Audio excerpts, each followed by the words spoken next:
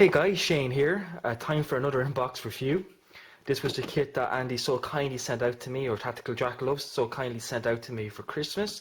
And it is a very unique and interesting vehicle. And again, it's a Russian chassis. And I tend to like my Cold War Russian tanks, or Soviet tanks. And that is an Iraqi Army T-55 Enigma from Tamiya, from their 135th Armour series, or military miniature series. Came out in 2012, and reference number, where is it? Reference number 35324. And this is basically an upgraded version of the original T-55, which is meant to be one of the penultimate models of that vehicle.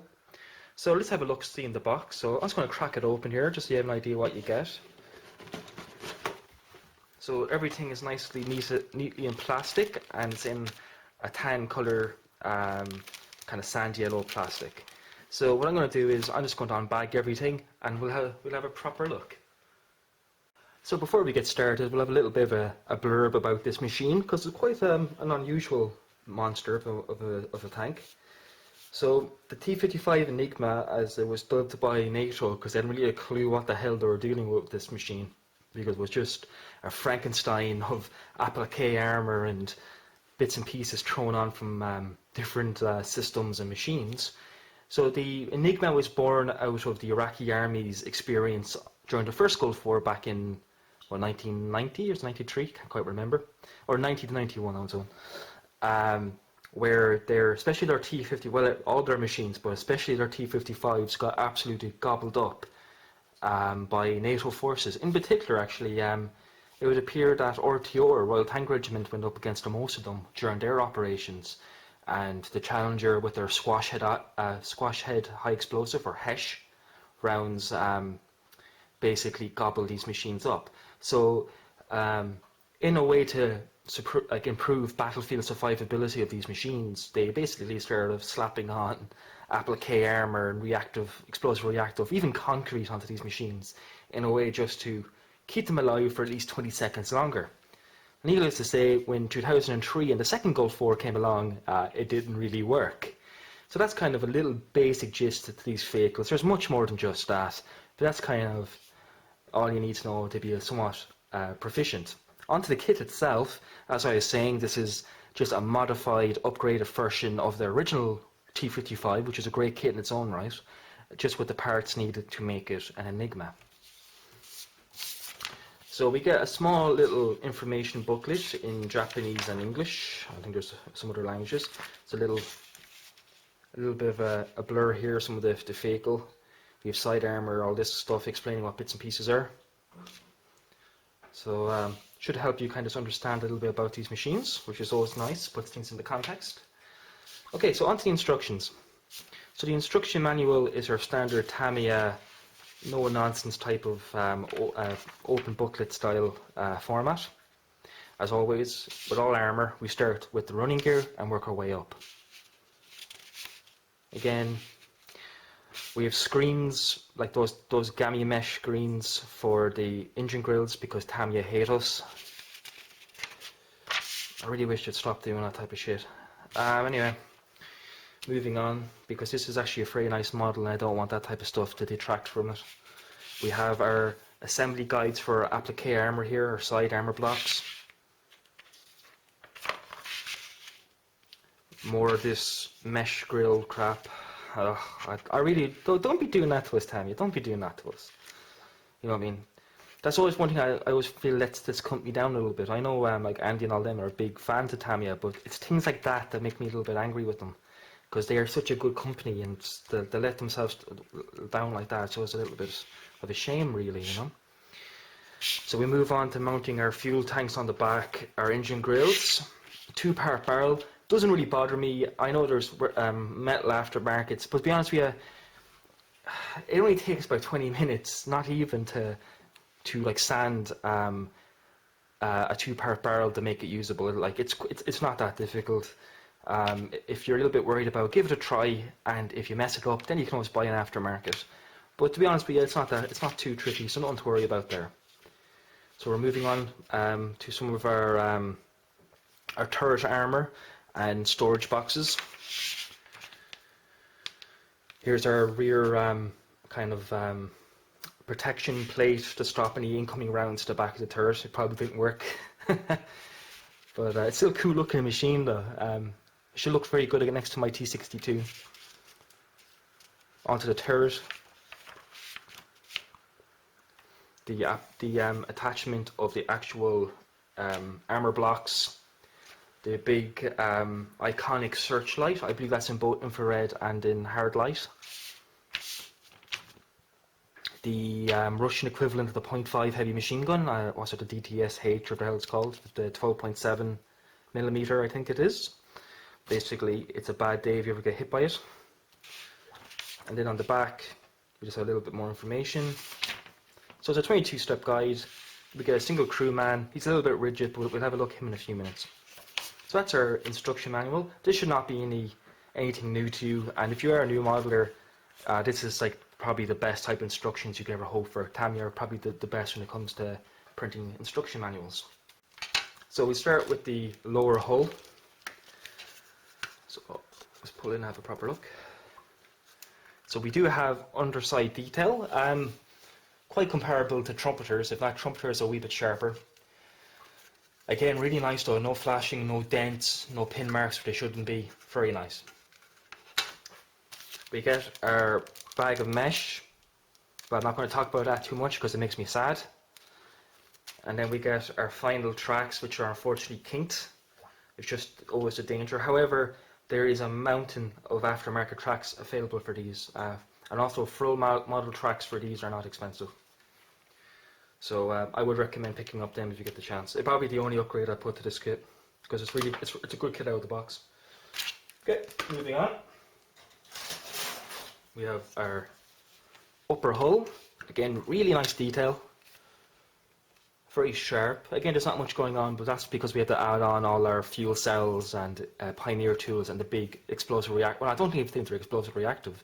I think they're just passive armor blocks. So it's dated 2012. Again, we'll probably be drilling a few holes into this kit, but nothing really to worry about. So very nice so far. But it is a Tamiya kit, so we can expect nothing but smooth sailing. Onto the sprue with our main turret components, such as our main armament. So some careful cleaning and you'll most certainly be able to use this kit. I believe these are snorkels by the looks of them. Ditching rod is hollow in the back, so you might have to fill that if you're worried about being seen. Though they weren't always carried, so don't worry about it. We have nice detail here on our lamp and searchlight assemblies. The Commander's AA mount heavy machine gun, again very nicely reproduced. The trumpeter one is slightly sharper because it's multi-part, but God, this isn't too far behind it. We have our blast bag, very nicely reproduced. And then we have some of our turret hatch assemblies. So very nice stuff.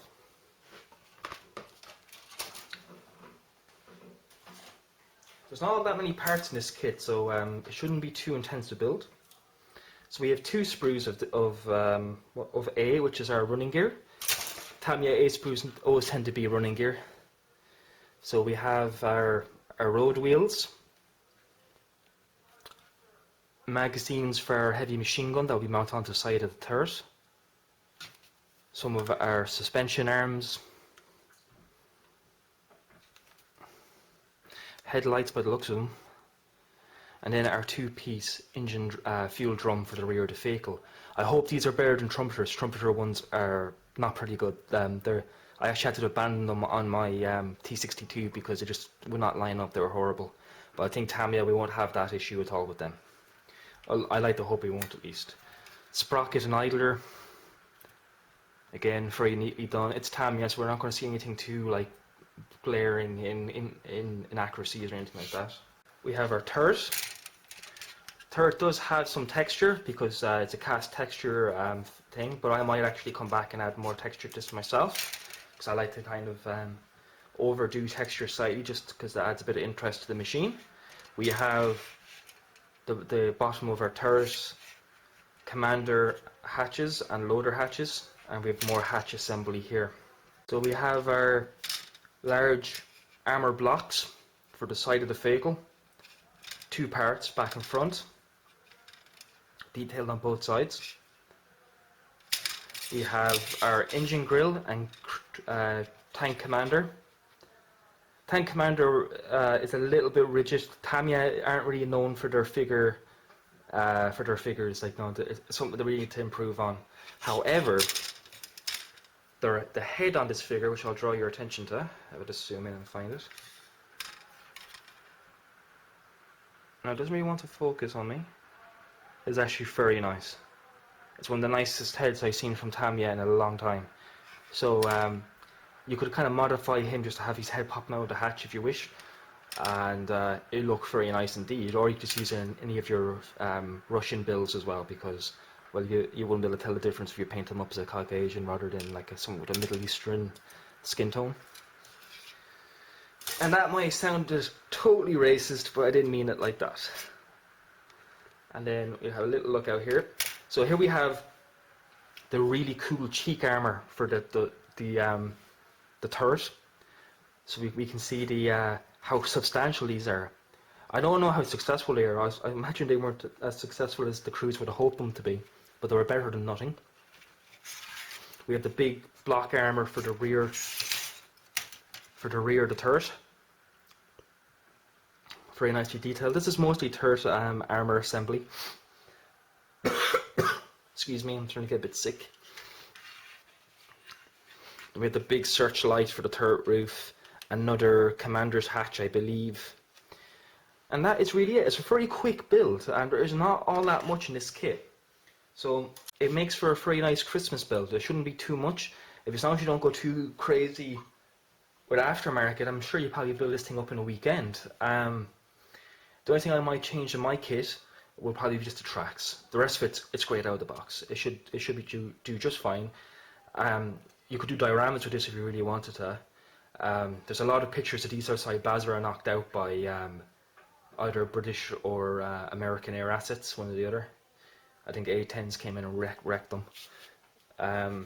So you can do quite a bit with these, and it's a very interesting subject to go forward. So I can't really strongly recommend this enough. This is a very nice kit, and it's my first Tamiya T-55 series vehicle, and I might go looking for the original T-55, because if it's anything like this, which the original T-55 is the parent kit of this, it will make a great collection to any Cold War or Soviet armour collection. So again, big thank you to Tactical Jackelope for sending this out to me. How did you know I liked Soviet armour? It's unreal, and again, I can't thank you for your generosity. So a big thank you from us here in Ireland, and I hope you and yours are having a wonderful Christmas. And that's the same to the rest of you, my good subscribers. I hope you're all having a wonderful Christmas. Stay safe wherever you are. Happy modelling over the holidays, lads, and watch out for those buses. Thanks very much. Stay safe. I'll catch you next time. Bye bye.